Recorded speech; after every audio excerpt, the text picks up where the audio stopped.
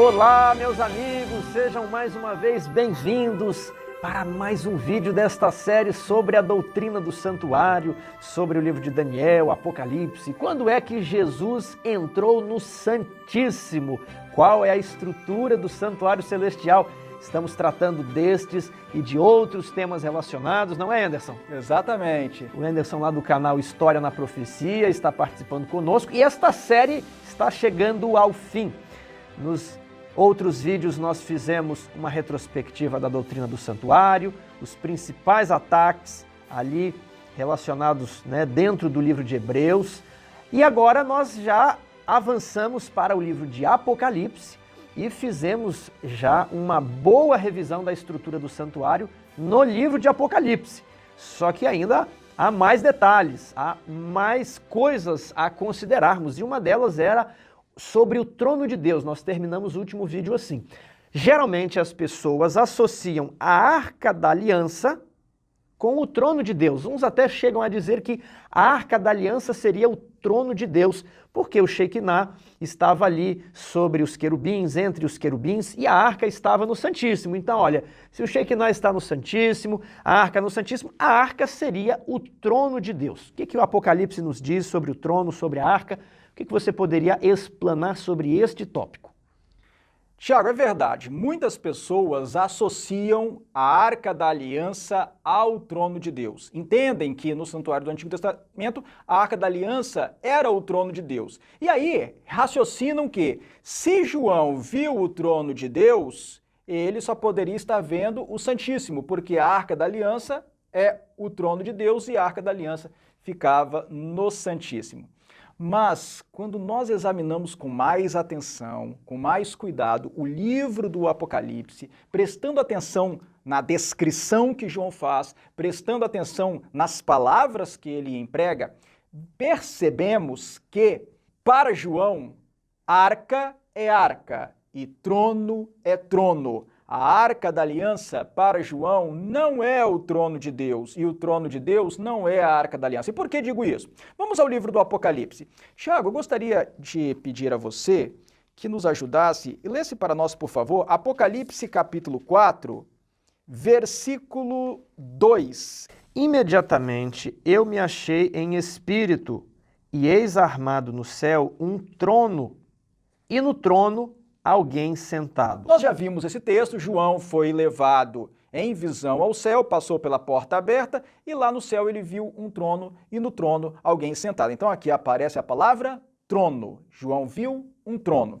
Muito bem, leia para nós também, por favor, Apocalipse capítulo 7, versículo 15. Razão porque se acham diante do trono de Deus e o servem de dia e de noite no seu santuário. E aquele que se assenta no trono estenderá sobre eles o seu tabernáculo. Novamente, aqui se menciona o trono de Deus, que está no santuário, porque se diz aqui que depois da volta de Jesus, a grande multidão estará diante do trono de Deus, servindo a Deus de dia e de noite, no seu santuário, o que significa que o trono de Deus está no santuário. E existe um texto em Apocalipse que diz isso expressamente. Está lá em Apocalipse capítulo 16, versículo 17. Leia para nós, por favor. Apocalipse 16, 17.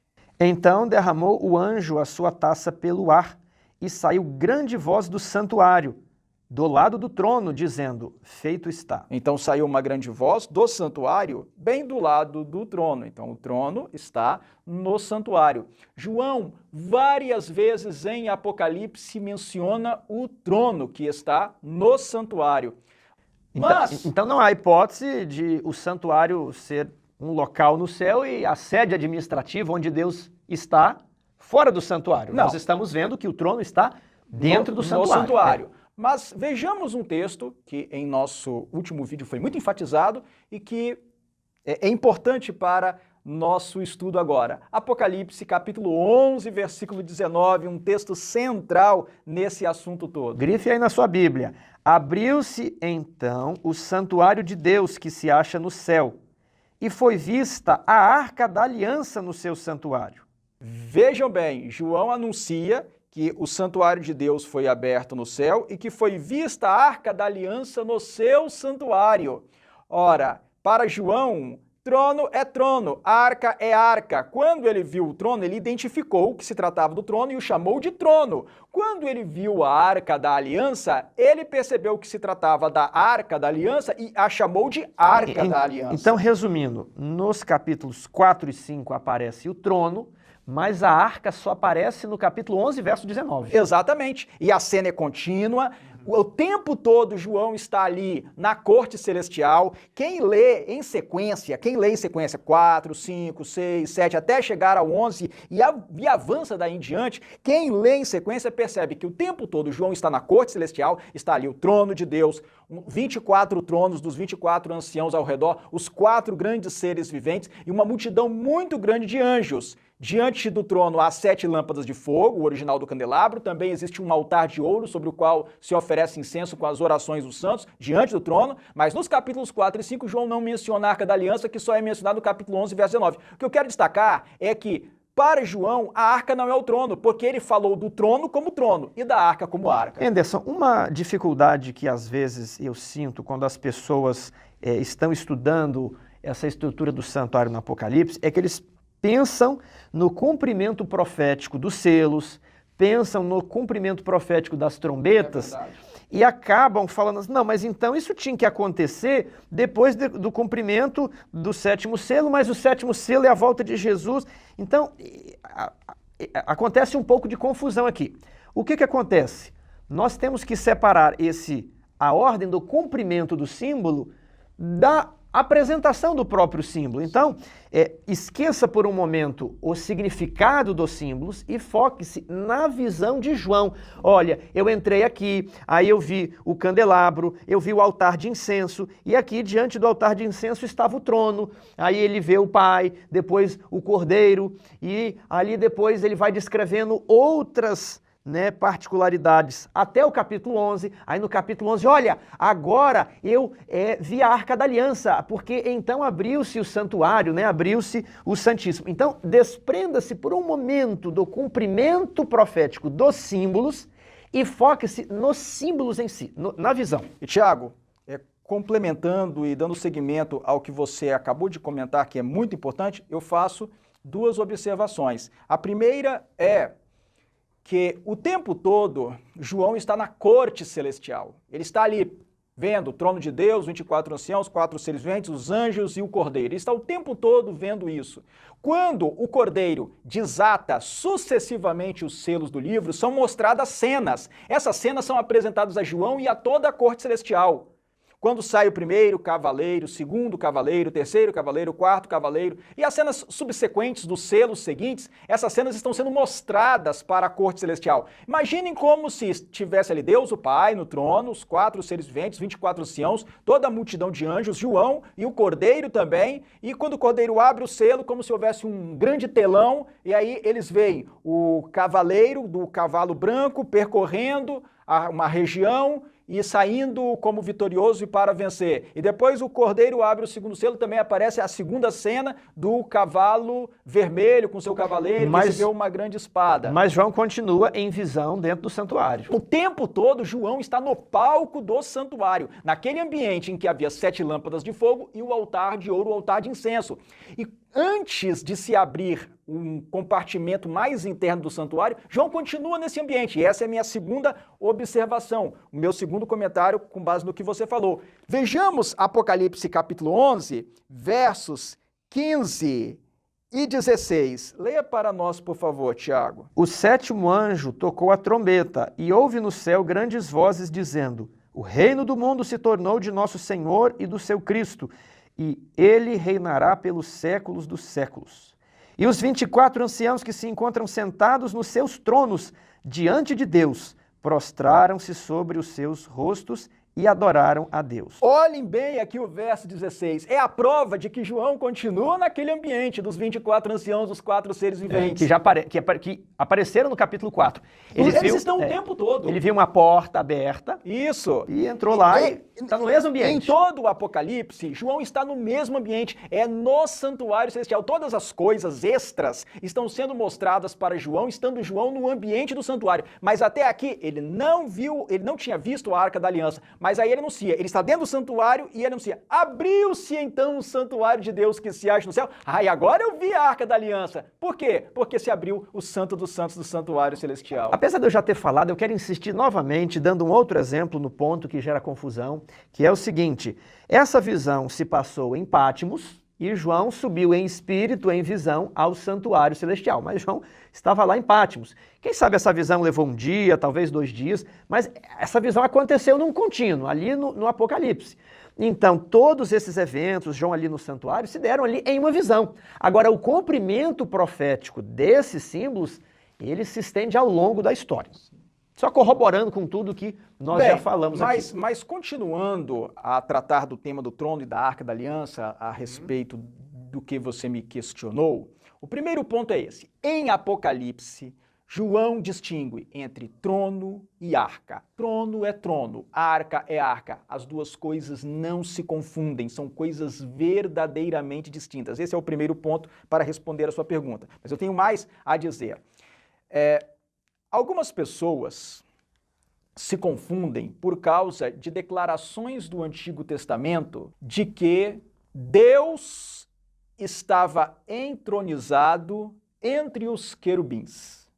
E elas, por causa de declarações do Antigo Testamento nesse sentido, e são várias vezes, são várias declarações nesse sentido, são vários textos. Eu digo aqui, nós podemos colocar aí na tela, não é, a lista de textos que dizem claramente que Deus estava entronizado entre os querubins sobre o propiciatório. E aí a pessoa, com base nisso, numa leitura rápida, apressada, sem aprofundamento, logo conclui, a arca é o trono.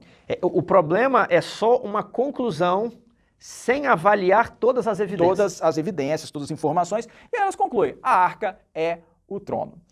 Mas e a arca fica no Santíssimo. Aí eles já concluem, o trono só pode ficar no Santíssimo. Eles já concluem dessa maneira, e muitos de nossos irmãos, influenciados por objeções suscitadas pelos evangélicos à compreensão adventista do santuário, e por não se aprofundarem no estudo, acabam confundindo suas ideias e se pronunciando da mesma maneira. Bem, mas vamos então agora organizar o nosso pensamento. A Arca da Aliança não era o trono de Deus. Não era o trono de Deus. Mas o que era a Arca da Aliança? Bem, primeiro ponto.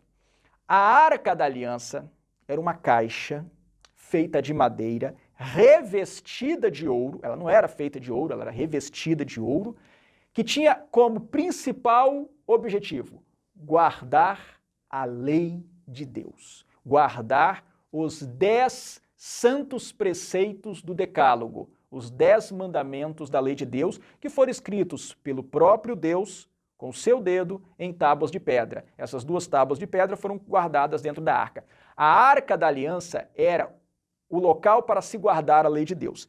E eu gostaria de ler aqui um pequeno trecho de Ellen White, no livro O Grande Conflito, a página 433, lá naquele capítulo intitulado A Imutável Lei de Deus. Ellen White diz o seguinte: a arca do tabernáculo terrestre continha as 2 tábuas de pedra, sobre as quais se achavam escritos os preceitos da lei de Deus. E ela diz: a arca era mero receptáculo das tábuas da lei. E a presença desses preceitos divinos é que lhe dava valor e santidade. É o que Ellen White diz em O Grande Conflito, no começo do capítulo A Imutável Lei de Deus. Eu queria apenas aproveitar que você leu o texto de Um Grande Conflito e falar para as pessoas que estão nos ouvindo, eu gostaria de estudar, que livro vocês nos indicam? Gostaria de indicar, primeiramente, o livro O Grande Conflito. Certamente. Você tem lá o capítulo 28 e os capítulos antes e depois. O capítulo 28 diz assim, o grande juízo investigativo. Leia, mas não só leia não. Quando ela fizer referência às passagens, você tem que abrir na Bíblia e falar, que texto é esse? Por que ela está citando essa passagem? E às vezes ela fala um parágrafo, escreve um parágrafo, e no final cita 2 ou 3 textos. Aí você fala, por que ela está combinando esses 2 ou 3 textos? E aí você vai estudar todo esse assunto no livro Grande Conflito. Existem mais livros, mas de inicial, esse é um livro muito acessível, fácil a todo mundo, muitas pessoas têm em sua casa. Estude o Grande Conflito, esse texto que foi lido estava no Grande Conflito. Eu gostaria de aproveitar o seu lembrete, o seu incentivo, para incentivar que os irmãos que estão interessados em compreender com segurança a doutrina do santuário, com base bíblica e com o respaldo do espírito de profecia, peguem o livro Grande Conflito e anotem aí os capítulos que vocês deverão estudar com profundidade. Primeiro capítulo sobre o assunto, capítulo 18. Uma profecia muito significativa. Ali vocês vão entender o cálculo das 2.300 tardes e manhãs e das 70 semanas.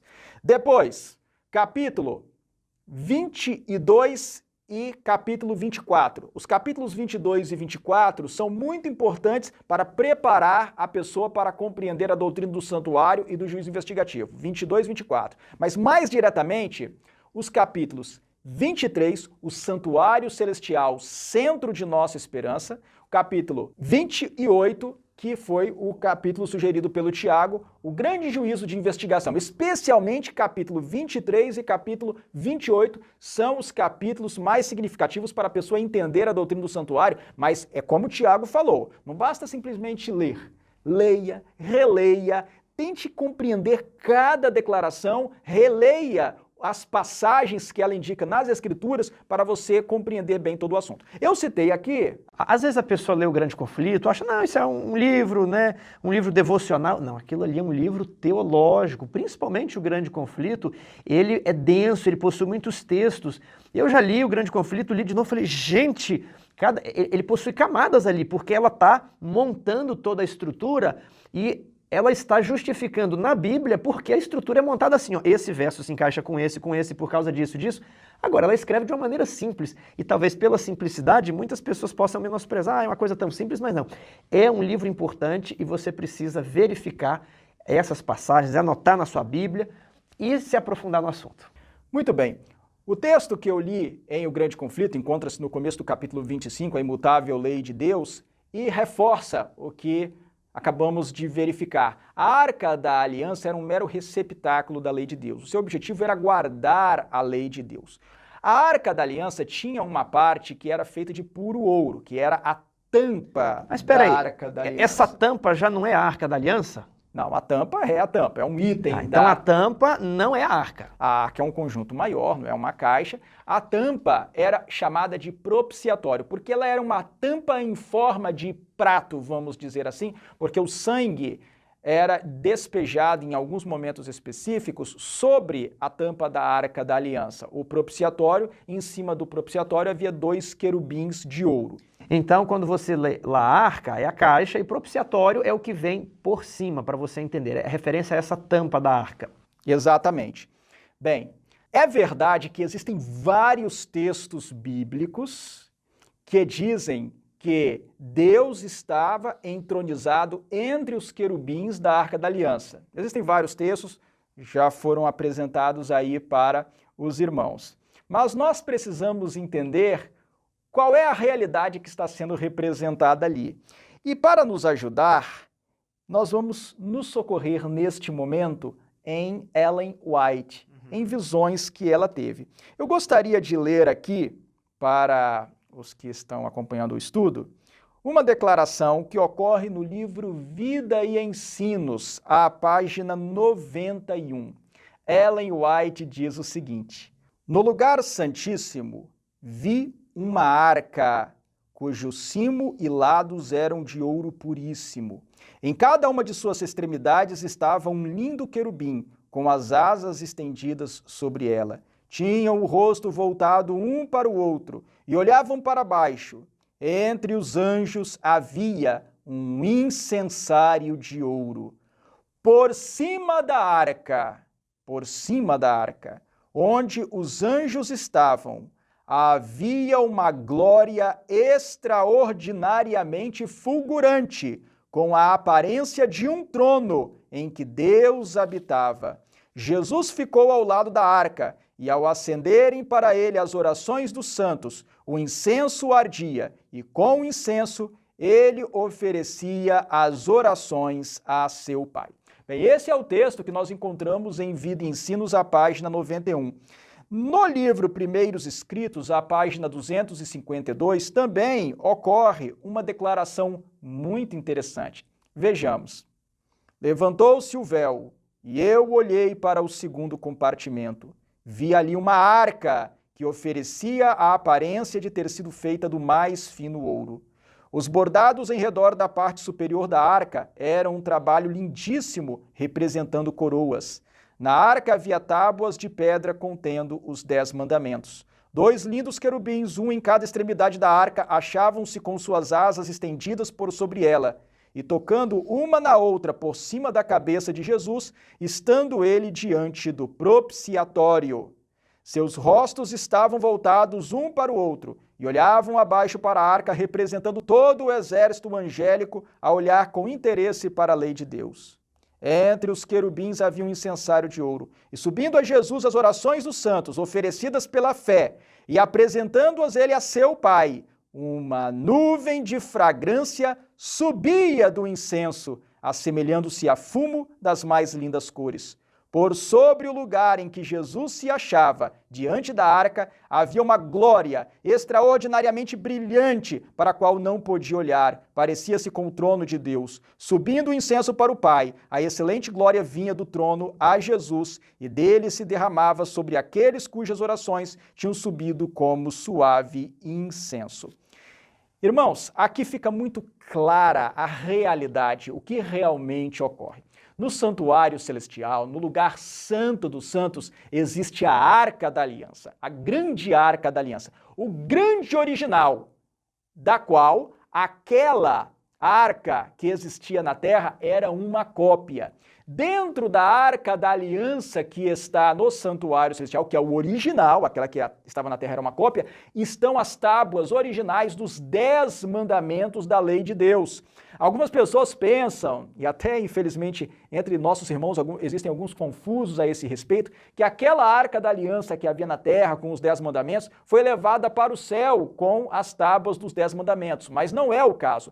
Ellen White diz no livro Profetas e Reis, que aquela Arca da Aliança que havia na terra, com aqueles 10 mandamentos, com aquelas tábuas que foram talhadas por Moisés, aquela Arca da Aliança foi escondida antes da destruição de Jerusalém pelos exércitos da Babilônia e nunca mais foi perturbada desde então. A Arca da Aliança que João e Ellen White viram no céu, no Santo dos Santos do Santuário Celestial, é o grande original, e lá está a lei de Deus. Bem, Ellen White disse que Jesus se colocou diante da arca. Em cima da arca, em cima do propiciatório, estava posicionado um turíbulo, um incensário. E Jesus, então, com aquele turíbulo, fazia com que o incenso, misturado com as orações dos santos, subisse a Deus. Subisse a Deus? Como assim subisse a Deus? Porque Deus estava acima da arca, num trono acima da arca, entre os querubins. O que ocorre é que a posição do trono de Deus no lugar santíssimo do santuário celestial é entre os querubins, acima do propiciatório, acima da Arca da Aliança. Então, isso nos leva a uma conclusão maravilhosa e surpreendente. O trono de Deus fica voando no alto. Ele não fica no chão, ele fica no alto. E quando Jesus apresenta o incenso vai subindo até o trono de Deus que fica no alto. No santuário celestial, o trono de Deus fica na posição em que, na terra, no santuário da terra, aparecia o Shekinah, a glória. Havia a arca, o propiciatório, os 2 querubins, e por cima, entre os anjos, por cima do propiciatório, apareceu um brilho, uma luz misteriosa, que é chamada na literatura judaica e cristã de Shekinah, a glória de Deus manifestada. No santuário celestial, o trono de Deus fica nessa posição, no mesmo local relativo em que na terra ficava ou se manifestava o Shekinah. Será que nós poderíamos exemplificar isso aqui? Se você se virasse um pouquinho, vamos supor que nós dois estivéssemos no lugar dos 2 querubins, né, apoiados em cima da Arca da Aliança. Então, ó, entre os querubins, muitas pessoas imaginam que o trono estaria aqui na arca.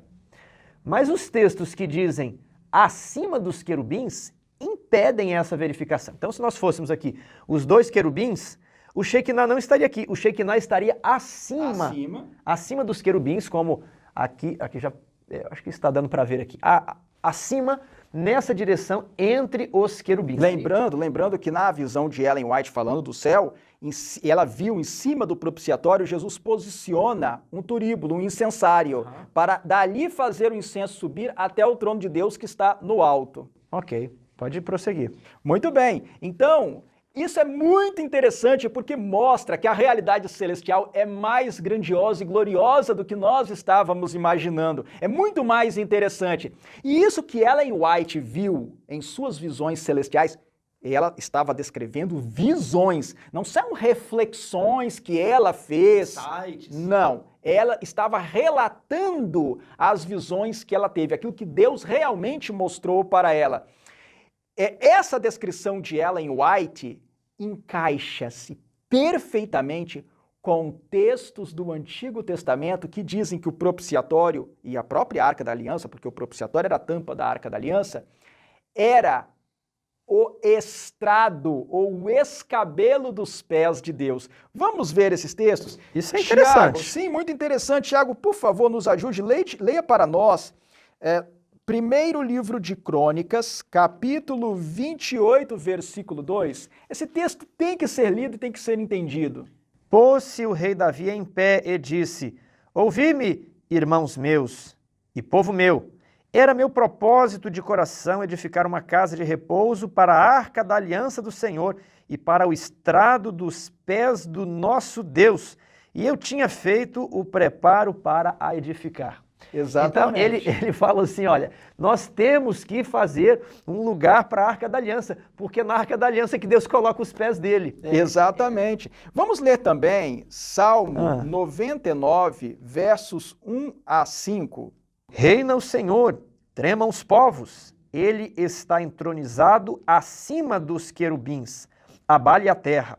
O Senhor é grande em Sião e sobremodo elevado acima de todos os povos. Celebrem eles o teu nome grande e tremendo, porque é santo. É rei poderoso que ama a justiça. Tu firmas a equidade, executas o juízo e a justiça em Jacó.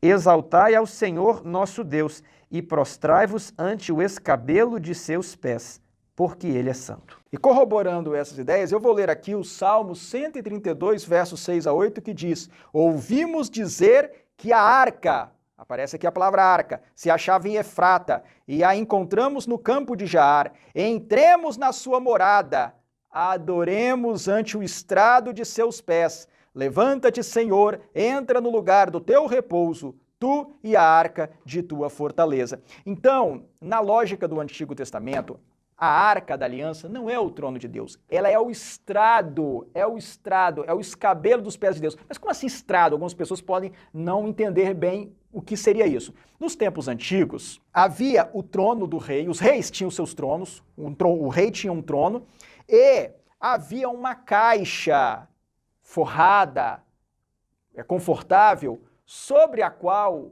o rei descansava, apoiava os seus pés.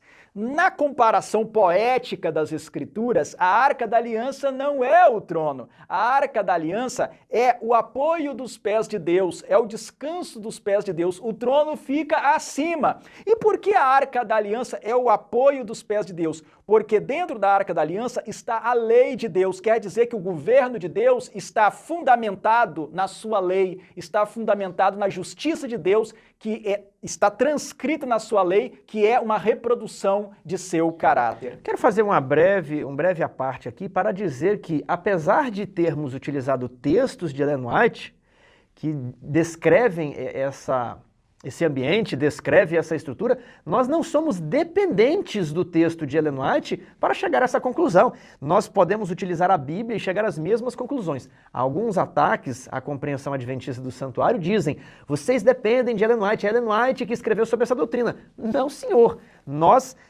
extraímos essas conclusões da Bíblia e lemos os textos para demonstrar que ela está em absoluta harmonia com a estrutura do santuário, já descrita pelos profetas e autores bíblicos. Então, sintetizando o que nós vimos até agora, até este ponto, nós podemos dizer Em Apocalipse, claramente João distingue arca de trono e trono de arca. Arca e trono é trono. Vimos que a arca é o local em que a lei de Deus é guardada e que no Antigo Testamento a arca da aliança não era o trono de Deus, ela era o escabelo dos pés de Deus. O trono não era representado no santuário.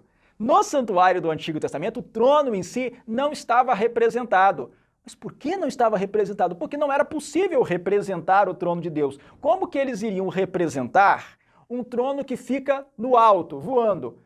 Em lugar de um móvel para representar o trono de Deus, aparecia o Shekinah, a manifestação da glória de Deus. O trono ficava ou ficaria no local em que estava ou em que aparecia a Shekinah. E no lugar santíssimo do santuário celestial, a Arca da Aliança não é o trono de Deus, não existe o trono no lugar da arca, como se a arca representasse o trono, então lá no céu não existe arca, existe trono. Não, isso não é verdade. Existe a Arca da Aliança e por cima da Arca da Aliança, entre os querubins, está o grande trono de Deus no lugar santíssimo do santuário celestial. Ok. Mas segundo essa descrição que você nos passou, de que o trono não é a arca, né? A arca é o estrado dos pés de Deus, que está entronizado acima dos querubins, o trono estaria ali acima da arca. Isso não parece resolver o nosso problema, porque se o trono está acima da arca, o trono e Deus estariam no Santíssimo, e se Jesus subiu para o santuário celestial à destra da majestade, então Jesus foi logo para o Santíssimo. Como que nós vamos resolver essa situação? Qual é a explicação que nós temos nos textos inspirados para isso? Tiago, nós chegamos aqui a um ponto central de nosso estudo, e é um ponto em que muitos não estão conseguindo harmonizar as ideias ficam confusas, ficam atrapalhadas. De fato, conforme nós vimos nos textos de Vida e Ensinos e Primeiros Escritos, Ellen White viu em visão celestial um trono acima da arca e entre os querubins no lugar santíssimo do santuário celestial. Isso está claro. E isso é compatível, como vimos, com vários textos do Antigo Testamento que falam do Senhor entronizado entre os querubins e acima dos querubins, acima da Arca da Aliança. Também tudo isso está em harmonia. Mas nós vimos também, com muita clareza, que em Apocalipse, João, o apóstolo João, descreve o trono de Deus no lugar santo, na primeira divisão do santuário celestial. E por quê? Relembrando, porque algumas pessoas acabam esquecendo, porque ele entrou por uma porta que ele viu que já estava aberta no céu, Apocalipse capítulo 4, versículo 1, viu um trono armado no céu, Apocalipse capítulo 4, versículo 2, viu diante do trono 7 lâmpadas ardendo continuamente, que são o original do candelabro, Apocalipse capítulo 4, versículo 5, e viu também na presença de Deus, diante do trono, um altar de incenso, um altar de ouro, que é o altar de incenso, Apocalipse capítulo 8, versículo 3 e capítulo 9, versículo 13. Então, por esses elementos, fica claro que o trono que João viu está no lugar santo do santuário celestial. E temos, só relembrando o que foi dito no vídeo anterior, a prova insofismável disso, pelo fato de que, nos capítulos 4, 5, 6, 7, 8, 9, 10 e até o capítulo 11, versículo 18, João não menciona a Arca da Aliança, mas no capítulo 11, verso 19, ele diz: abriu-se então o santuário de Deus que se acha no céu, e foi vista a Arca da Aliança. Estudamos a dinâmica das portas. Tudo isso nós já vimos. Então, em Apocalipse, claramente, sem dúvida nenhuma, o trono é mencionado no lugar santo do santuário celestial. Bem, mas então haveria aí um conflito? Apocalipse coloca o trono no lugar santo.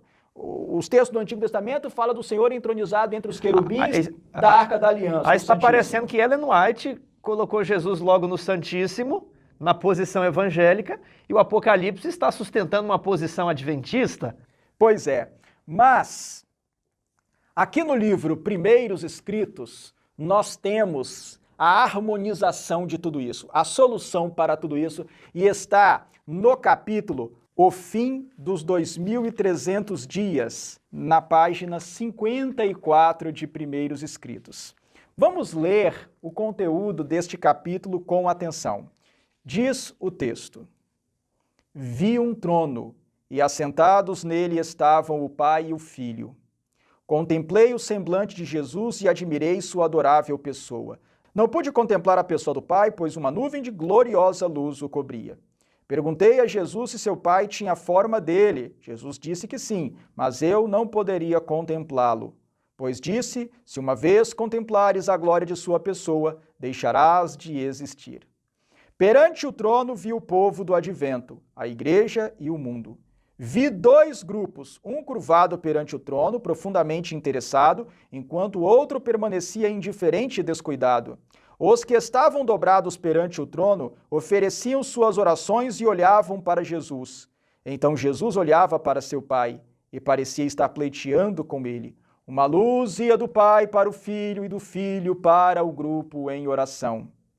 Vi então uma luz excessivamente brilhante que vinha do pai para o filho, e do filho ela se irradiava sobre o povo perante o trono.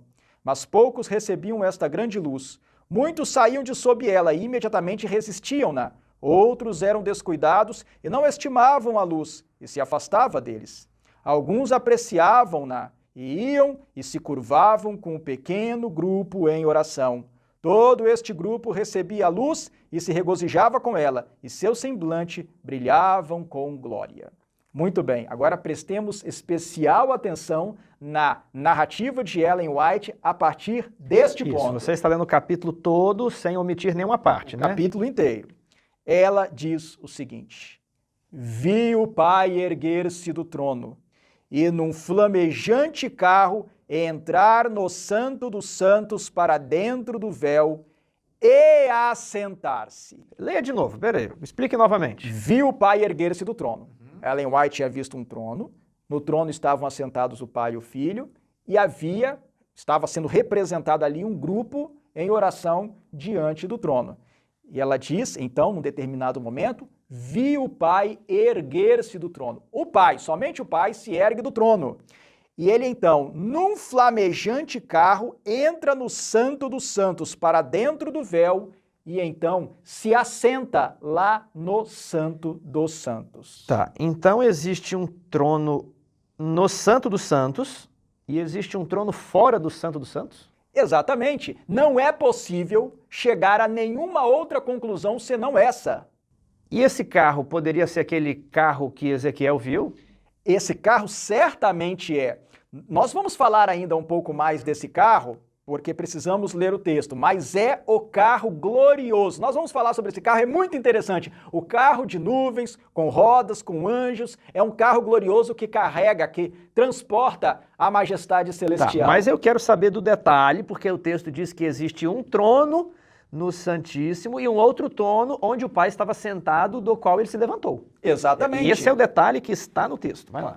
Há um trono no lugar santo, conforme aparece em Apocalipse, capítulos 4 e 5. Ellen White não está inovando. Não, a visão dela está em perfeita harmonia com Apocalipse. Há um trono no lugar santo, conforme Apocalipse 4 e 5. O Pai se levanta do trono num determinado momento, entra num carro glorioso de nuvens e nesse carro flamejante, ele entra para o Santo dos Santos e, então, lá no Santo dos Santos, ele se assenta. Então ele se assenta num trono no Santíssimo. E Ellen White, em outras visões, disse que viu um trono acima dos querubins, entre os querubins e acima dos querubins, por cima da Arca da Aliança, no Santíssimo. São dois tronos. Na visão de Ellen White, são dois tronos. Um trono no Santo e um trono no Santíssimo. Mas vamos continuar a leitura. Ellen White diz o seguinte: então Jesus se levantou do trono. E esse ponto aqui é importante. Porque quando se diz que o Pai se ergueu do trono, Jesus não se ergueu imediatamente, Jesus continuou assentado no trono.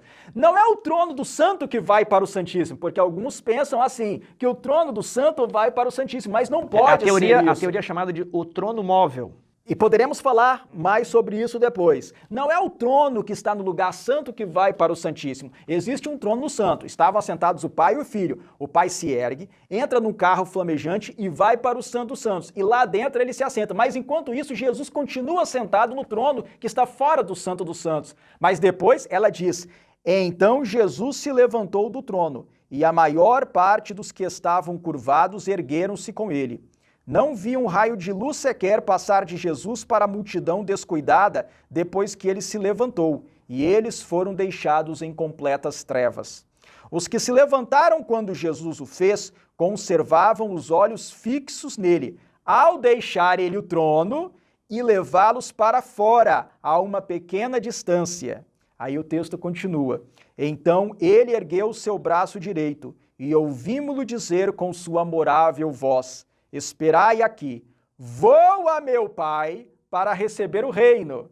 Isso lembra Daniel capítulo 7, versículo 14. Vi um sobre as nuvens do céu e o fizeram chegar ao ancião de dias. Mas depois a gente fala mais sobre isso. Esperai aqui, vou a meu pai para receber o reino, guardai os vossos vestidos sem mancha. E em breve voltarei das bodas, o noivo volta das bodas, isso também é linguagem do Novo Testamento, mas não vamos nos aprofundar nisso hoje, e vos receberei para mim mesmo. E agora observem bem, que relato interessante, emocionante. Então, um carro de nuvens, com rodas como flama de fogo, ela descreve... Aquelas rodas que Ezequiel também... As rodas que são referidas em Ezequiel, circundado por anjos, veio para onde estava Jesus.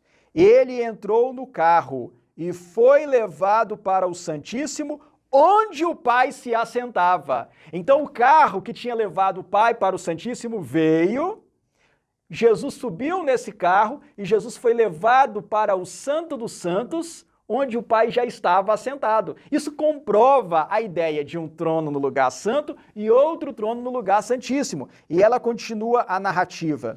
Ele entrou no carro e foi levado para o Santíssimo, onde o Pai se assentava. Então contemplei a Jesus, o grande sumo sacerdote de pé perante o Pai.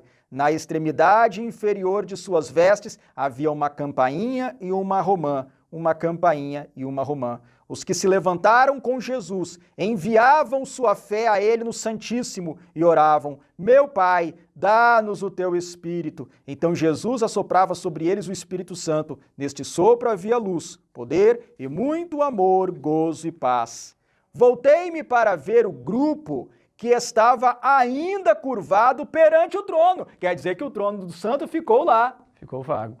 Ficou vago no lugar santo. E ela diz: voltei-me para ver o grupo que estava ainda curvado perante o trono. Eles não sabiam que Jesus o havia deixado. Então estava um trono vazio. Satanás parecia estar junto ao trono. Quando ela diz Satanás parecia estar junto ao trono, é porque esse povo, em realidade, não está no santuário celestial. Ele é representado como estando no santuário celestial. E Satanás também não está no santuário celestial, mas ele iludia as pessoas como se ele estivesse lá no santuário celestial, procurando conduzir a obra de Deus. Vi-os erguer os olhos para o trono, o primeiro trono do lugar santo, e orar. Que continuou fixo ali, que continuou no santo. E ela diz: vi-os erguer os olhos para o trono e orar. Pai, dá-nos o teu Espírito. Satanás inspirava-lhes uma influência malévola. Nela havia luz e muito poder, mas não suave amor, gozo e paz. O objetivo de Satanás era mantê-los enganados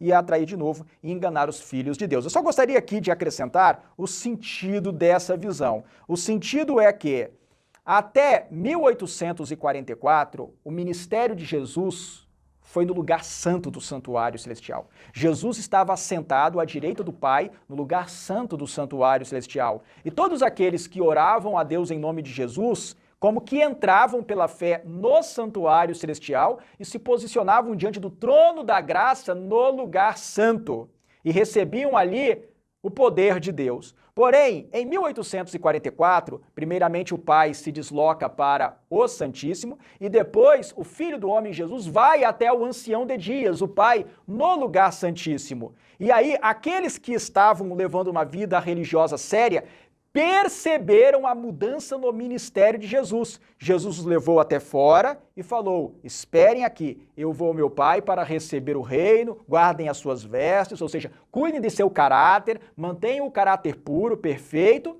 até que eu venha buscar todos vocês quando eu voltar das bodas. As bodas são a união de Jesus com a sua noiva, a cidade santa, Nova Jerusalém, porque ao final do trabalho no Santíssimo, Jesus recebe a noiva, a cidade santa, Nova Jerusalém, como capital do seu novo reino que ele haverá de estabelecer. E aí Jesus entra num carro de nuvens, vai ao Santíssimo e agora, como sumo sacerdote, fica diante do Pai que está no trono do Santíssimo. Houve uma mudança no ministério de Jesus Jesus no santuário celestial. Então essa visão é muito importante, essa visão ocorreu em 1845 e ela mostra a existência de um trono no lugar santo e um trono no lugar santíssimo. Foi essa visão que nós referimos no primeiro vídeo desta série, que Ellen White teve, se não me engano, em fevereiro de 1845, né? E ao mesmo tempo, Iran Edson e Owen Crozier estavam estudando. Aí no ano seguinte, o Crozier publicou o artigo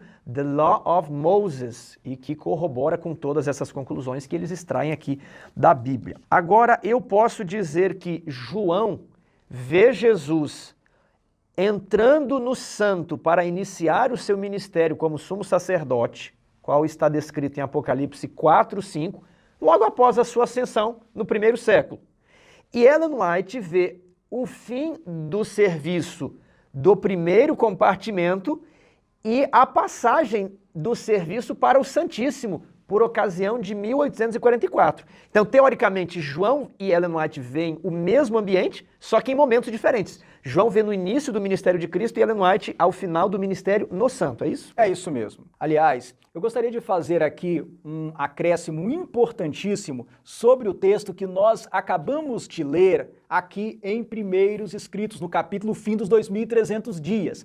O conteúdo, o teor desse capítulo Fim dos 2300 Dias foi publicado por Ellen White em outros veículos, em outros materiais naqueles primeiros tempos. Foi publicado num jornal adventista, não do sétimo dia, lá dos primórdios da nossa obra, e foi também publicado num panfleto, cujo título, traduzindo para o português, seria Ao Pequeno Remanescente Espalhado.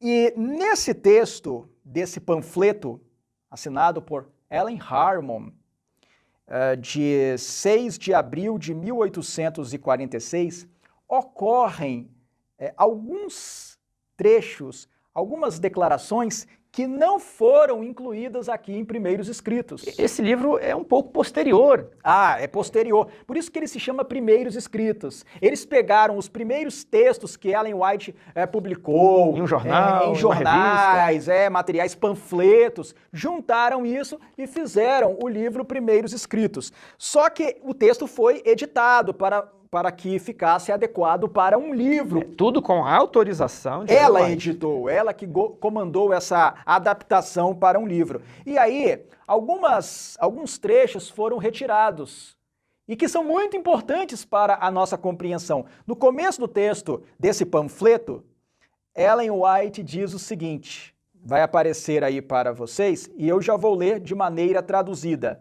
Em fevereiro de 1845, eu tive uma visão de eventos começando com o clamor da meia-noite. Então, esse conteúdo aqui do capítulo Fim dos 2300 Dias trata de eventos começando com o clamor da meia-noite. O clamor da meia-noite foi aquele movimento que ocorreu dentro do movimento milerita, chamando a atenção para a data específica de 23 de outubro de 1844, como sendo o dia da expiação naquele ano e o término dos 2300 anos. Foi um movimento que foi inicialmente suscitado, que foi promovido, vamos dizer assim, por Samuel Snow. Ali começou em agosto de 1844. Muito bem, e o texto prossegue. Mais à frente, Ellen White diz o seguinte, eu vi o Pai erguer-se do trono e num flamejante carro entrar para o Santo dos Santos, para dentro do véu e assentar-se. É o que está aqui no capítulo, o Fim dos 2300 Dias. Mas logo depois ocorre uma declaração que não foi incluída em Primeiros Escritos e é tão inspirada quanto e muito importante. Ela diz assim, olha, depois que o Pai vai para o Santíssimo e ele se assenta, Ellen White diz o seguinte, lá no Santo dos Santos, no Santíssimo, eu vi tronos que eu não tinha visto antes, que eu nunca tinha visto antes. Por que ela fala isso? Tronos no plural? Tronos no plural. Por que ela fala isso? Porque lá em Daniel, capítulo 7, versículos 9 e 10, isso é informado. Você poderia ler para nós, Esse Thiago? texto é muito importante, nós temos que ler. Continuei olhando até que foram postos uns tronos. Olha aqui, tronos também está no plural. E eles foram postos, não é? E o ancião de dias se assentou. Ou seja, o ancião de dias já não estava nesses tronos. Sua veste era branca como a neve e os cabelos da cabeça como a pura lã. O seu trono era chamas de fogo, cujas rodas eram fogo ardente. Um rio de fogo manava e saía de diante dele. Milhares e milhares o serviam, e miríades de miríades estavam diante dele. Assentou-se o tribunal e se abriram os livros. Então o que nós temos aqui? Lá em Apocalipse, capítulos 4 e 5, João vê a porta aberta no céu, o trono, os tronos dos 24 anciãos, sobre os quais 24 anciãos estavam sentados, os 4 seres viventes, e depois entra o cordeiro. Tudo isso João viu. Aqui, Daniel diz que ele continuou olhando a ação do chifre pequeno até que foram postos uns tronos. Por que isso? Porque aquela cena que João vê em Apocalipse no lugar santo do santuário celestial é transportada, é mudada para outro ambiente. Aquele cenário é transportado para outro ambiente. Então os tronos são agora colocados no Santo dos Santos, os tronos dos 24 anciãos, os tronos daqueles que estão na corte celestial. E aí ele diz aqui em Daniel 7, verso 9, e o ancião de dias se assentou. O ancião de dias, que até então estava no lugar santo, vai para o Santíssimo, e ele se assenta no trono do Santíssimo. E aí é descrito o trono de Deus. É dito que um rio de fogo manava e saía de diante dele, na verdade era um rio de água, mas a glória de Deus reflete nessa água e brilha como fogo, por isso que Daniel descreve como um rio de fogo, e há um número muito grande de seres celestiais servindo a Deus e permanecendo diante dele. E o texto diz, assentou-se o tribunal e se abriram os livros. Por que é que a corte celestial para de oficiar no lugar santo e se transfere para o lugar santíssimo? Porque no lugar santíssimo está a Arca da Aliança, dentro da Arca da Aliança está a lei de Deus e o julgamento é feito com base na lei de Deus. O lugar santíssimo é a sala do julgamento, é a sala do tribunal. Muito interessante, isso nos mostra que esses ambientes geográficos do santuário, eles possuem uma importância e eles fazem a diferença, não é? O aspecto geográfico está entrelaçado, está ligado ao aspecto funcional. No lugar santo, intercessão e comando do reino da graça. Lugar santíssimo continua a intercessão, continua o reino da graça, o comando do reino da graça, mas começa uma nova obra. O tribunal, o lugar santíssimo, é a sala do julgamento. Ou seja, o local está atrelado à teologia. Exatamente. Eu gostaria de fazer mais uma observação aqui, porque João, nos capítulos 4 e 5, está vendo Jesus, o Pai e o trono no santo. Aí aqui Daniel, os tronos são postos no Santíssimo, e Daniel depois descreve o Filho do Homem sobre as nuvens do céu, dirigindo-se ao ancião de dias. E Ellen White descreve como se fosse o elo entre o Apocalipse de João e a transição aqui para Daniel, capítulo 7. É interessante destacar que na visão dela em Primeiros Escritos, o fim dos 2.300 dias, ela fala que o Pai entra no Santíssimo. Olha, para entrar no Santíssimo, ele tinha que estar aonde? No Santo. Não tem como entrar no Santíssimo sem estar primeiramente no Santo, o que vai ficar em harmonia completa com João, né, Apocalipse de João, capítulo 4 e 5. E Tiago, eu gostaria de acrescentar aqui o seguinte. Alguns de nossos irmãos, para tentar harmonizar esses textos, justificam que o trono de Deus seja móvel. Bem, embora isso seja uma verdade parcial, isso não explica tudo nem harmoniza tudo. Como vocês puderam ver aqui no capítulo O Fim dos 2.300 Dias, existe um trono no lugar santo, existe um trono no lugar santíssimo e existe o carro de nuvens, o carro flamejante com rodas, sobre o qual existe um trono. Você fez referência ao carro de Ezequiel, Ezequiel capítulo 1 e Ezequiel capítulo 10. Nós não temos tempo agora aqui de ler e examinar detalhe por detalhe do texto de Ezequiel capítulo 1 e de Ezequiel capítulo 10, mas os irmãos podem abrir lá e ler com atenção e os irmãos verão em Ezequiel um carro de nuvens com querubins, 4 querubins, e com rodas que estavam por dentro e por fora, uma dentro da outra, um carro muito intrincado, muito complexo. Por cima dos querubins havia algo como um firmamento e por sobre o firmamento estava um trono e assentado no trono a majestade dos céus, o Senhor nosso Deus. Essa estrutura complexa, gigantesca, gloriosa, difícil até de compreender, esse carro majestoso é o carro que conduz a divindade. É esse carro que Ellen White viu em sua visão, levando primeiramente o Pai para o Santíssimo, depois o Filho para o Santíssimo. É esse carro majestoso de nuvens, esse carro complexo, essa estrutura gloriosa, que é referida em Daniel capítulo 7, versículos 13 e 14. Você poderia ler esse texto para nós, Tiago? Eu estava olhando nas minhas visões da noite, e eis que vinha com as nuvens do céu, um como o Filho do Homem, e dirigiu-se ao ancião de dias, e o fizeram chegar até ele.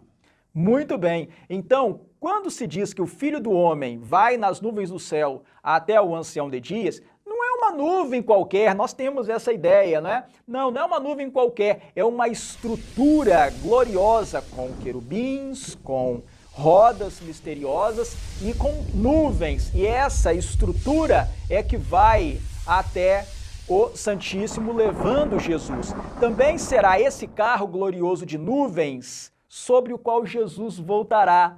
Quando nós lemos na Bíblia que Jesus virá sobre as nuvens do céu com poder e grande glória, quando lemos no Espírito de Profecia que Ellen White, em sua visão, viu que num primeiro momento, vendo a cena da volta de Jesus, ela observou uma nuvem escura no Oriente, aproximadamente da metade da palma da mão humana. E aquela nuvem foi se aproximando, se aproximando, se aproximando, até se transformar numa grande nuvem branca. Não é uma nuvem qualquer, não é uma nuvem dessas, não. É um grandioso, um imenso, um maravilhoso carro de nuvens, uma estrutura complexa que Ellen White menciona em suas visões. Existem vários textos bíblicos e vários textos de Ellen White sobre esse assunto. Eu vou ler apenas um para sintetizar a ideia. Está aqui em Primeiros Escritos, página 35. Ellen White diz: logo apareceu a grande nuvem branca. Pareceu-me mais adorável que nunca antes. Nela estava sentado o Filho do Homem. A princípio não vimos a Jesus na nuvem, mas ao aproximar-se esta da terra, pudemos contemplar sua amorável pessoa. Esta nuvem, quando no princípio apareceu, era o sinal do Filho do Homem no céu. Este é o sinal do Filho do Homem. De Mateus 24. De Mateus capítulo 24. A voz do Filho de Deus chamou os santos que dormiam, saindo estes revestidos de gloriosa imortalidade. Os santos vivos foram mudados num momento, e com eles arrebatados no carro de nuvem. Parecia todo ele sobremodo glorioso ao avançar para o alto. Dos lados do carro havia asas e debaixo dele rodas. E ao avançar o carro, as rodas clamavam santo.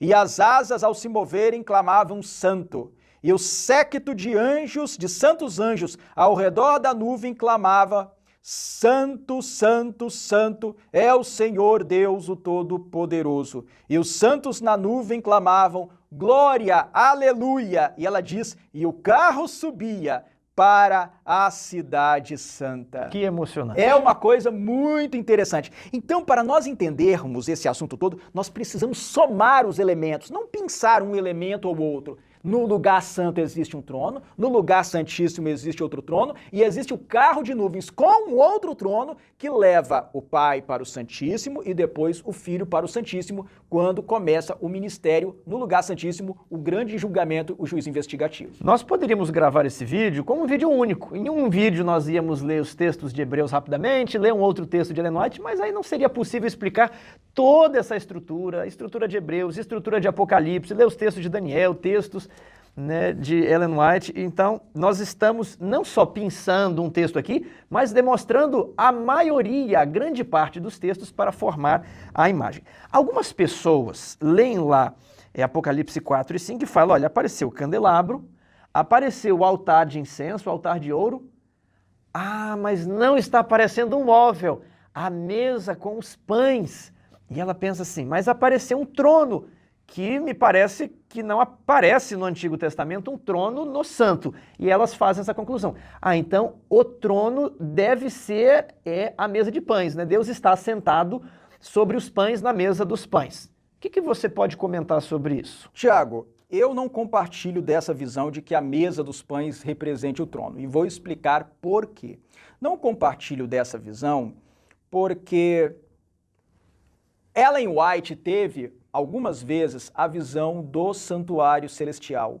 E ela viu o trono de Deus no lugar santo, viu o trono de Deus no lugar santíssimo, e além disso, nas suas visões, ela descreve o candelabro, ela descreve o altar de incenso e ela descreve a mesa com os pães. Então, trono é trono, e mesa é mesa. Aí alguém vai dizer, mas João não falou da mesa. Sim, João realmente não menciona a mesa, mas ele simplesmente não menciona, não quer dizer que não exista. Já Ellen White, em suas visões, diz ter visto a mesa com os pães no santuário celestial. Ela menciona mais de uma vez, em primeiros escritos, os irmãos podem ver esses textos. Então eu não compartilho dessa visão. Na minha visão, o trono, ele não está representado por nenhum móvel no santuário terrestre, porque ele é glorioso, porque ele fica voando, não seria possível representá-lo.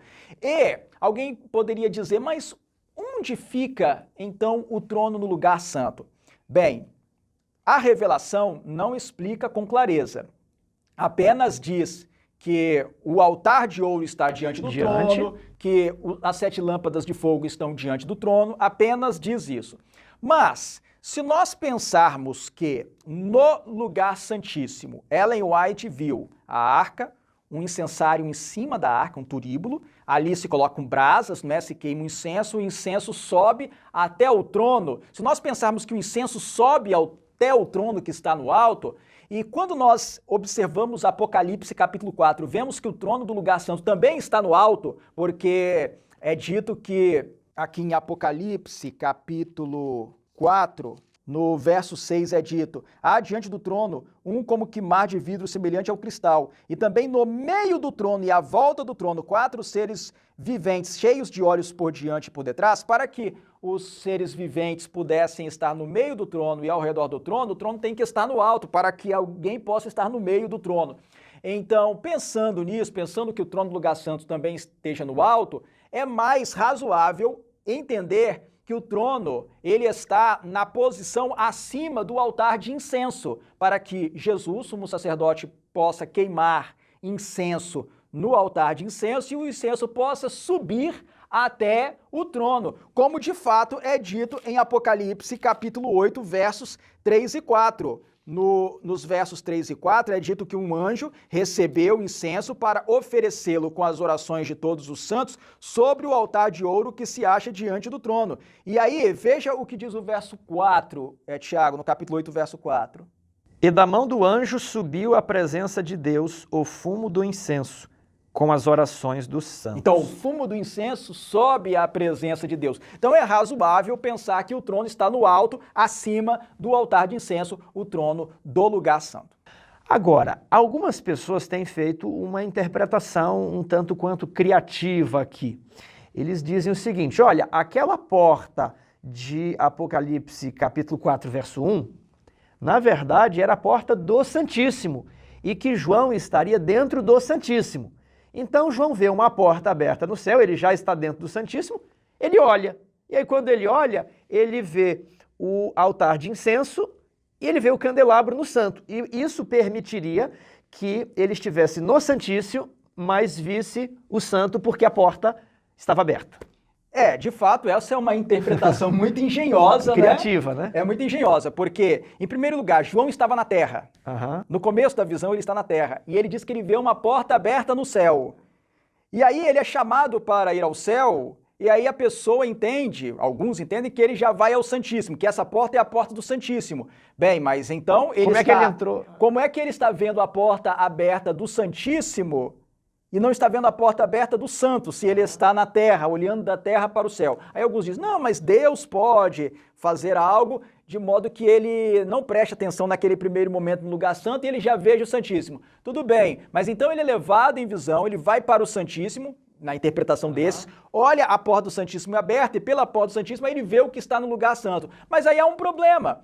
Por que que ele não mencionou a Arca da Aliança? A Arca da Aliança... Coisa mais importante. Era o móvel mais importante do santuário terrestre. É o móvel mais importante do santuário celestial. É onde está a lei de Deus. Depois ele teria um problema. Se ele já estava no Santíssimo, e aí Apocalipse 11:19, abriu-se então o santuário, não há harmonia nessa interpretação dos textos. Exatamente, porque se ele já está no Santíssimo ali no capítulo 4 e essa porta é do Santíssimo, por que ele não menciona a Arca da Aliança? Aí depois, lá no capítulo 11, verso 19, como o Tiago mencionou, ele faz uma declaração de surpresa. Abriu-se então o santuário de Deus e foi vista a Arca da Aliança no seu santuário. Ora, mas por que ele falaria isso se ele já tinha visto a Arca da Aliança antes? Pois é, essa interpretação está valorizando mais um raciocínio subjetivo que a pessoa está tentando justificar aqui no texto, desconsiderando elementos objetivos textuais postos com clareza no texto. Não dá para ser assim. A cena dos capítulos 4 e 5 é a do lugar santo, como no capítulo 6, 7, 8, 9, 10, 11, e somente no capítulo 11, verso 19 é que o Santíssimo se abre.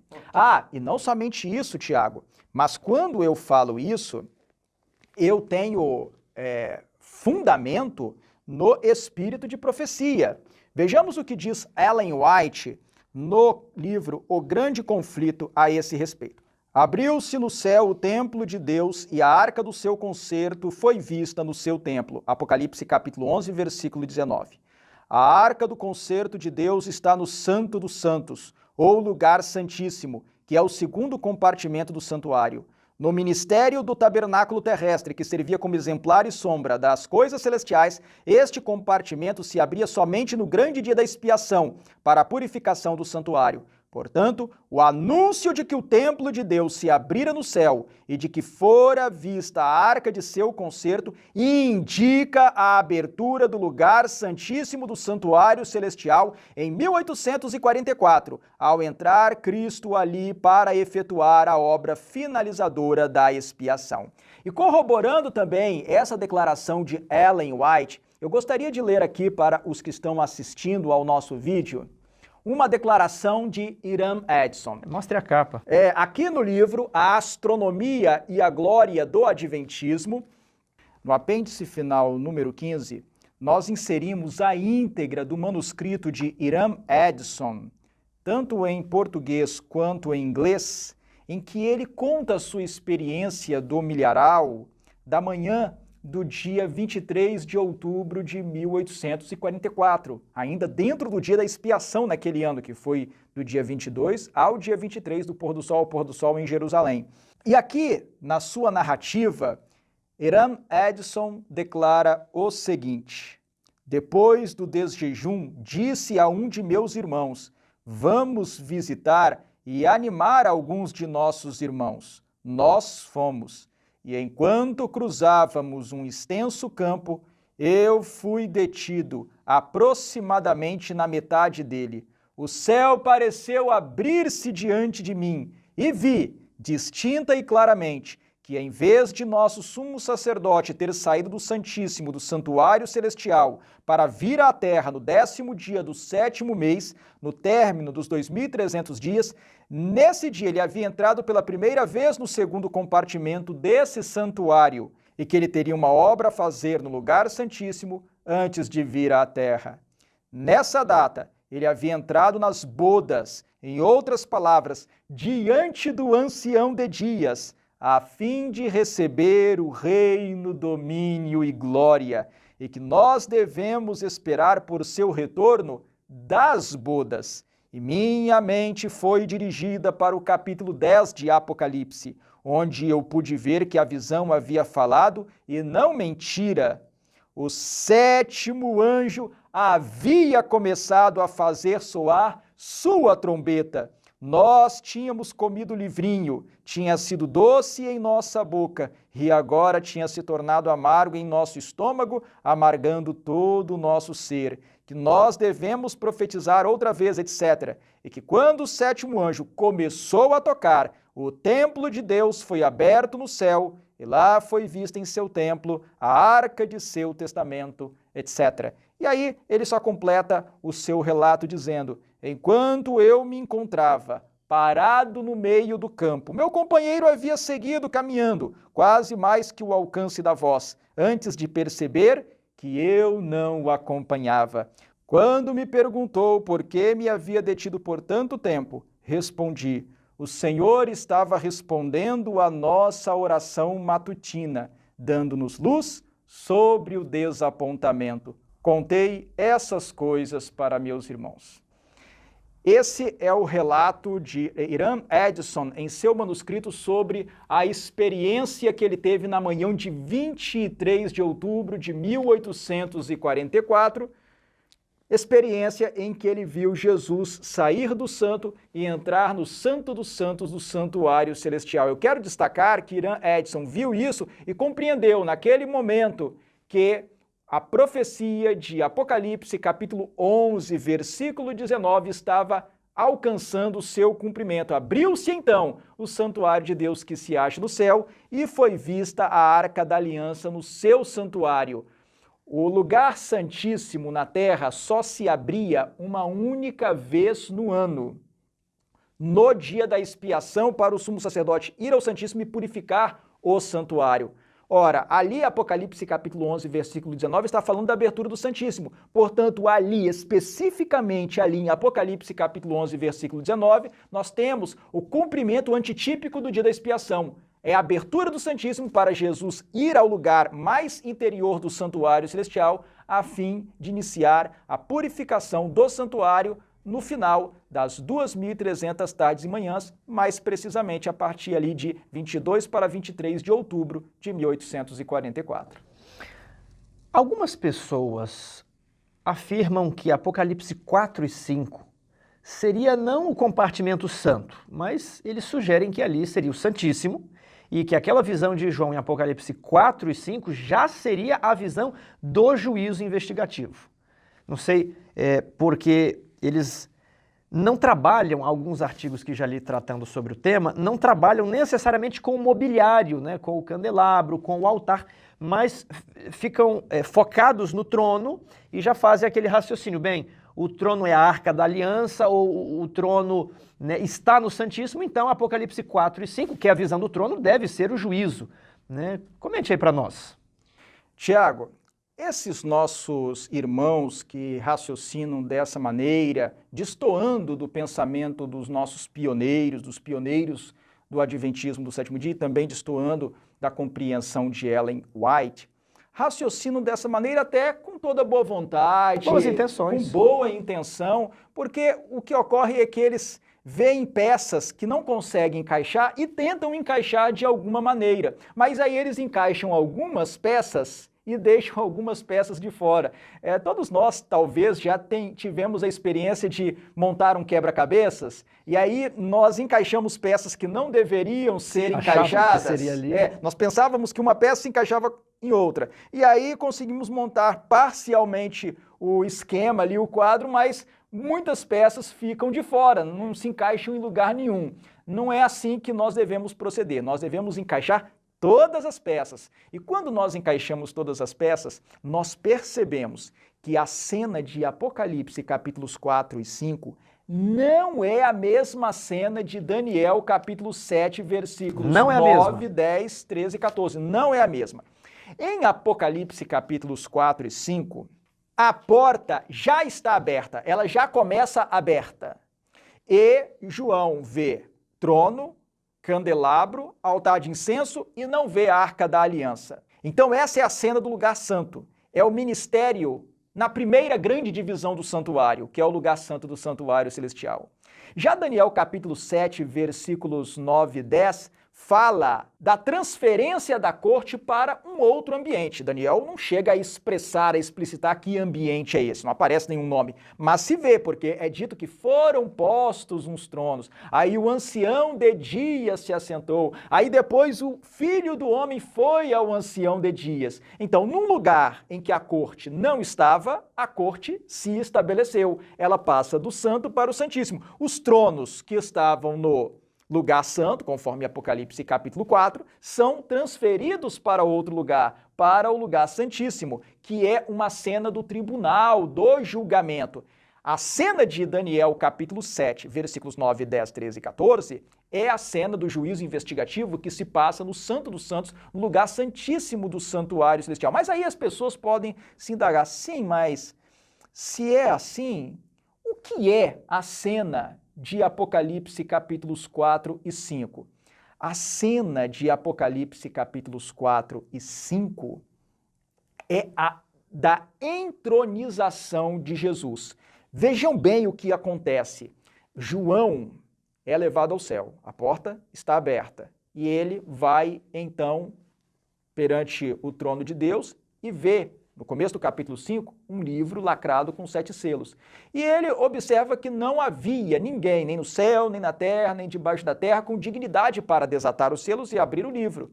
E ele começou a chorar. E ele chorava muito, até que um ancião, um dos 24, disse, olha, não chore, porque o leão da tribo de Judá, a raiz de Davi, venceu para abrir o livro, para desatar os selos. E aí, eu gostaria de pedir, Tiago, que você lesse para nós Apocalipse, capítulo 5, versículo 6. Então, vi no meio do trono e dos 4 seres viventes, e entre os anciãos, de pé, um cordeiro, como tinha sido morto. Então aparece o cordeiro. O cordeiro tinha sido morto, porém ressuscitou e ele sobe aos céus, agora ele aparece. Essa é a cena da entronização de Jesus. Jesus comparece perante a corte celestial, no lugar santo do santuário celestial, para iniciar o seu ministério ali. Essa cena é também descrita no último capítulo do livro O Desejado de Todas as Nações. Para não tomar muito tempo, nós não vamos ler aqui o belíssimo relato das páginas finais de O Desejado de Todas as Nações. Mas se você pegar ali o último capítulo do livro O Desejado de Todas as Nações e ler as páginas finais, você perceberá que a cena que Ellen White relata é a cena de Apocalipse capítulo 5. Não somente isso, ela cita os versos de Apocalipse capítulo 5. Basta você comparar os elementos de Apocalipse 5 com a cena relatada por Ellen White ali no final de O Desejado de Todas as Nações, com a entronização de Jesus. E eu gostaria de frisar aqui, Tiago, uma coisa muito importante. Por que é importante entender que Apocalipse 4 e 5 se refere a uma cena no lugar santo e ao início do ministério de Jesus no santuário celestial? Porque você acabou de ler Apocalipse capítulo 5, versículo 6, um texto que deve ser anotado, guardado aí como um texto muito precioso. Esse texto de Apocalipse capítulo 5, versículo 6, mostra Jesus, o Cordeiro, no mesmo ambiente em que estão as 7 lâmpadas de fogo e o altar de incenso, ou seja, no lugar santo do santuário celestial. Esse aqui é o texto que nós, adventistas do 7º dia, temos na Bíblia como prova de que Jesus começa o seu ministério no lugar santo do santuário celestial e que depois ele vai para o Santíssimo, lá em Apocalipse 11, 19 e Daniel 7, 13 e 14. Então esse texto aqui é muito precioso. Se nós entendemos que aqui Jesus já está no Santíssimo, nós não vamos ter nenhum texto na Bíblia, claro, para mostrar que quando Jesus sobe aos céus, ele começa a ministrar no lugar santo. Lá em Hebreus, nos vídeos anteriores, nós comentamos vários textos que deixam, duas possibilidades. Mas aqui, talvez seria o único texto na Bíblia que declaradamente, objetivamente, mostra Jesus no primeiro compartimento. Então não seria uma interpretação, não seria por tipologia, se o sacerdote entrava no primeiro, Jesus também entrou, não é nada disso. João está vendo o cordeiro no primeiro compartimento, e eu acho muitas vezes as pessoas interpretam isso aqui como sendo o Santíssimo, e nós perdemos o único texto na Bíblia que fala de Jesus no lugar santo. Às vezes faz isso com boas intenções, não é com más intenções, mas aí nós perdemos essa referência. E eu gostaria de comentar também o seguinte: algumas pessoas podem pegar o texto de Daniel, capítulo 7, versículo 13, que nós já lemos aqui, que fala que o Filho do Homem vai ao ancião de dias e dizer: olhe, o ancião de dias, que é Deus o Pai, sempre esteve no Santíssimo. Jesus vai ao ancião de dias. É Jesus quem vai ao ancião de dias. É Jesus que se movimenta. Mas eles se esquecem de observar, Tiago, que lá no capítulo 7, versículo 9, primeiramente Daniel diz que foram postos uns tronos e o ancião de dias se assentou. Ou seja, ele não estava sentado lá. Ele não estava ali. Eles se esquecem de observar esses detalhes. Então, os evangélicos, teólogos que atacam a compreensão adventista do sétimo dia, muitas vezes não observam esses detalhes que os nossos pioneiros observaram e que estão claros na Bíblia e reforçados no espírito de profecia. Eu também gostaria de acrescentar o seguinte: em Apocalipse capítulo 11, versículos 15 a 19, nós temos ali o soar da sétima trombeta, que ocorreu em 1844. Muitos irmãos colocam a sétima trombeta só quando Jesus voltar. A volta de Jesus faz parte da sétima trombeta, mas a sétima trombeta não começa com a volta de Jesus, nem se restringe à volta de Jesus. Nós estamos no período da sétima trombeta. A sétima trombeta começa quando o santuário se abre no seu recinto mais interior e se pode ver a Arca da Aliança, o que aconteceu em 1844. Tanto é assim que lá em Daniel capítulo 7, versículo 14, é dito que o Filho do Homem vai ao ancião de dias para receber o reino. Ele vai para receber o reino no lugar santíssimo. E ele começa um processo de julgamento e esse reino é recebido ao final do processo de juízo investigativo. Ora, o que é que se diz aqui em Apocalipse, capítulo 11, versículo 15? O sétimo anjo tocou a trombeta e houve no céu grandes vozes dizendo: o reino do mundo se tornou de nosso Senhor e do seu Cristo, e ele reinará pelos séculos dos séculos. Está falando do tema do reino. Por quê? Porque Jesus vai ao Santíssimo para purificar o santuário. Já foi explicado na série isso, de forma sucinta, mas já foi. Essa purificação do santuário é o apagamento dos pecados. Jesus quer apagar os pecados que estão registrados nos livros do céu. Mas aí ele examina os livros para ver o quê? Para ver se o seu povo, os membros da igreja, realmente se arrependeram de seus pecados e permitiram que a graça de Cristo renovasse as suas vidas e permitiram que o amor de Deus, inundando os seus corações, eliminasse todo o egoísmo, toda a preocupação consigo mesmo e gerasse neles o amor supremo a Deus e ao seu próximo. Jesus vai examinar a vida das pessoas e está examinando a vida das pessoas para verificar, com respeito ao seu povo, quem realmente abandonou o pecado e quem não abandonou o pecado. Aqueles que se arrependeram e foram transformados pelo Espírito Santo, se permitiram ser transformados pelo Espírito Santo, porque quem faz a obra é Deus, quem faz a obra em nosso coração, e nós contribuímos, permitimos que Ele faça essa obra. Aqueles que permitiram isso terão seus nomes confirmados no livro da vida e suas boas obras confirmadas no grande livro memorial e os pecados apagados dos livros de registro. Agora, muitos, mesmo tendo se batizado, mesmo tendo professado o nome de Jesus, ido à igreja, mas levaram uma vida religiosa negligente, sendo mentirosos, falsos, transgredindo alguns mandamentos, não se preocupando com as orientações divinas, sendo maldosos, sendo emocionalmente descontrolados, ou seja, não permitiram que a graça os transformasse plenamente. Por causa desses pecados, para os quais não houve arrependimento nem abandono, Jesus não poderá apagar nenhum dos pecados dessas pessoas dos livros do céu. O seu nome será apagado do livro da vida e suas boas obras do livro memorial. Assim, Jesus, no processo de juízo investigativo, ele está selecionando os súditos do seu reino, mas não por uma decisão arbitrária de Deus, mas com base nas decisões que as pessoas fazem todos os dias. E depois que ele terminar essa obra de juízo investigativo, de juízo da casa de Deus, a Bíblia usa essa expressão, o juízo da casa de Deus, e ele separar o joio do trigo, então, tendo apagado os pecados dos que se salvam dos livros do céu, Jesus vai dar por encerrada essa obra. E então Deus, o Pai, Senhor do universo, vai entregar para Jesus, na condição de príncipe deste mundo, o príncipe deste mundo por legitimidade, o legítimo príncipe deste mundo, porque Satanás é um príncipe deste mundo. Por usurpação. Por usurpação.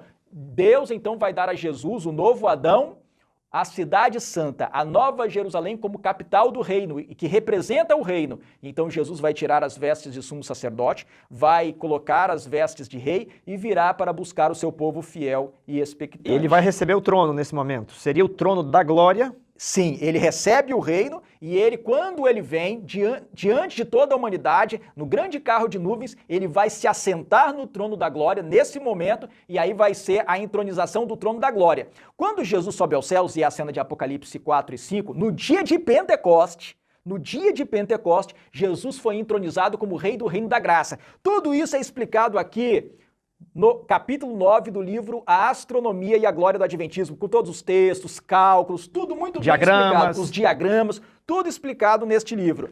E então, Jesus, no dia de Pentecoste, foi entronizado rei do reino da graça, mas na sua segunda vinda, ele vai ser entronizado rei do reino da glória e vai buscar o seu povo fiel e expectante. Então, eu queria deixar bem claras essas ideias para que nós possamos entender bem todo esse esquema e não nos confundirmos em nossos raciocínios.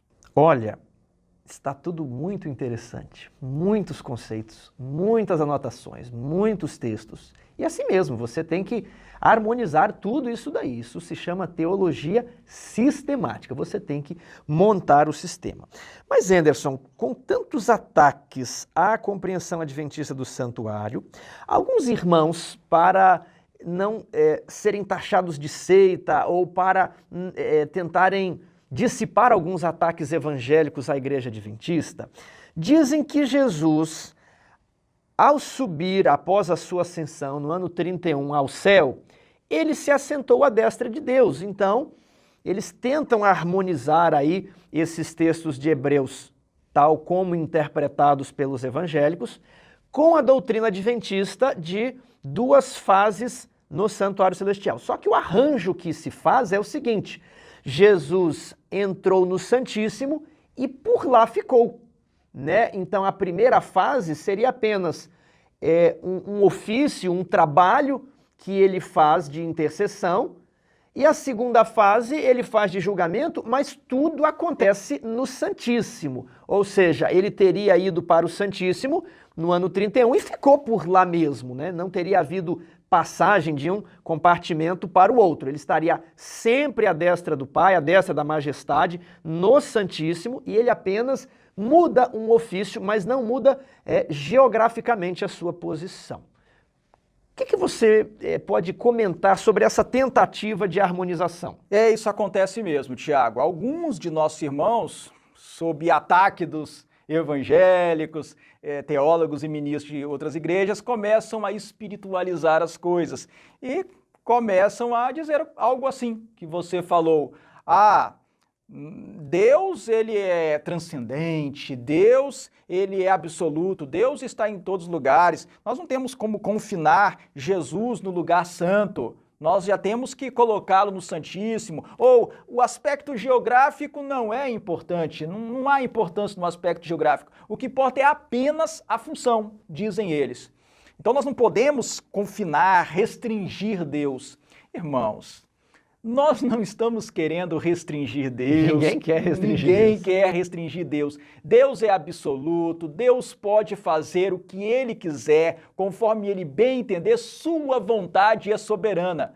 Mas é justamente porque sua vontade é soberana, é que sua vontade e sua revelação devem ser respeitadas. Ele que escolheu que o santuário fosse bipartido. Não fui eu, Anderson, não foi o Tiago. A igreja adventista. Ou a igreja adventista do sétimo dia, quem foi lá e pegou o santuário e dividiu. Deus quis que fosse assim, e Deus valoriza assim aspectos geográficos. Deus escolheu Jerusalém para que fosse a cidade em que estaria o seu templo aqui na terra. Deus escolheu que nessa cidade seu filho haveria de morrer. No final dos 1000 anos, Onde é que vai descer a cidade santa Nova Jerusalém? Poderia descer em qualquer lugar. Poderia vir para o Brasil, poderia ser aqui no Brasil, poderia ser nos Estados Unidos, mas não. A Bíblia, o Espírito de profecia deixam claro que o Monte das Oliveiras vai se fender, é a profecia de Zacarias capítulo 14, vai se formar um grande vale e é ali que no final dos 1000 anos Jesus vai descer e é ali que vai pousar a cidade santa Nova Jerusalém. Então aspectos geográficos são importantes por causa da vontade de Deus. Deus quis assim. Deus criou um sistema num santuário que está no céu, não é o próprio céu, com duas divisões. A grande divisão do lugar santo e a grande divisão do lugar santíssimo. Ele quis que uma fase do ministério se passasse no lugar santo e a outra fase se passasse no lugar santíssimo. A fase do santíssimo é a do julgamento. O julgamento ocorre no Santíssimo, grande juízo da casa de Deus, de que fala a primeira carta de Pedro, capítulo 4, versículos 17 e 18.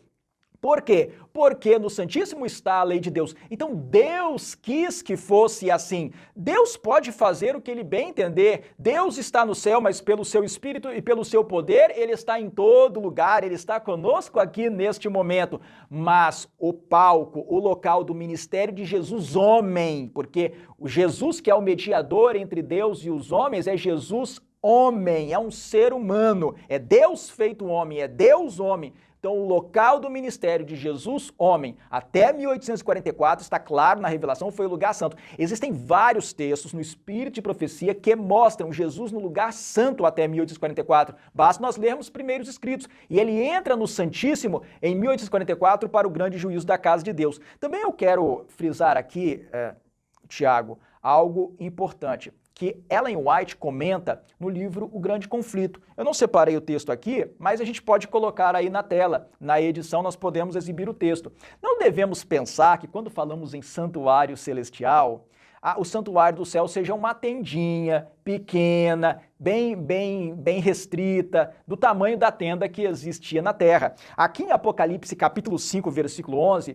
nós vemos que dentro do santuário estão milhões e milhões de anjos. Daniel 7 também miríades fala. E miríades. O santuário celestial é gigantesco, ele é imenso, o lugar santo é muito grande, o lugar santíssimo é muito grande. Não pensemos em algo restrito como era aqui na terra, mas a planta é a mesma, a lógica é a mesma. O santuário da terra era uma miniatura, uma cópia em miniatura do santuário celestial. É tão grande que para ir do santo para o santíssimo, o pai e o filho usam um carro de nuvens. Então é uma coisa que está além da nossa compreensão. Nós não precisamos pensar numa tenda feita de tecido. É uma estrutura muito gloriosa, muito ampla. Ellen G. White fala disso em O Grande Conflito. Mas o fato é que o santuário foi apresentado nesses termos, dessa forma, ele é assim, e nós só podemos ensinar aquilo que está escrito, e é o está escrito que importa. Portanto, realmente, até 1844, Jesus atuou no lugar santo. De 1844 para frente,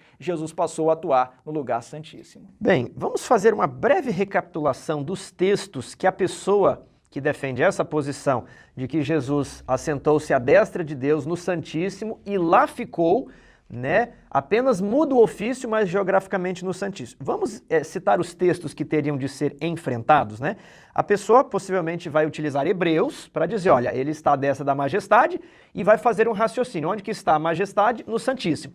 Só que aí ele vai ter um problema com Daniel 7. Sim, claro. Onde foram postos uns tronos. Claro. E o Filho do Homem fizeram-se a chegar até o Ancião de Dias. Então, esse texto está falando de uma movimentação. E também o Ancião de Dias se assentou, Isso, uma movimentação geográfica. Depois, ele vai ter que explicar Apocalipse 4 e 5, de os móveis do santo e Jesus ali diante do trono no santo, e que o santuário de Apocalipse 11 e 19, o segundo compartimento, abre e mostra-se a Arca da Aliança. Sim. Tudo bem.